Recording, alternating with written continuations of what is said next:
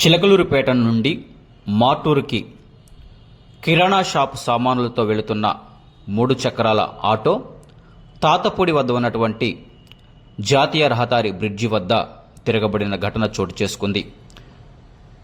Auto తిరగబడటంతో ఆటోలో ఉన్నటువంటి పచారీ కొట్టు సామాన్లన్నీ రోడ్లు పాలయ్యాయి. ఇది గమనించిన స్థానికులు జాతీయ రహదారి రోడ్డు సేఫ్టీ అధికారులకు అలాగే 108 సిబ్బందికి తెలియపరిచారు. వారు వెంటనే ఘటనా స్థలానికి చేరుకొని ఆటోలో ఉన్నటువంటి వ్యక్తిని బయటకు తీసి స్వల్ప గాయాలతో ఉన్నటువంటి Ekkala Yesuratnam auto driver cum ఓనర్ను మాటూరు ప్రభుత్వ ఆసుపత్రికి తరలించారు. ఈయనది రాజుపాలెం అని చెప్పేసి సమాచారం ఇస్తూ ఉన్నారు. ఏది ఏమైనప్పటికీ జాతీయ రహదారిపై అధిక లోడుతో వెళ్లకుండా, పరిమితికి మించకుండా లోడులతో వాహనాలు వెళితే సురక్షితంగా ఉంటారని తెలియపరుస్తున్నారు. Your voice, our news, Max 9 News.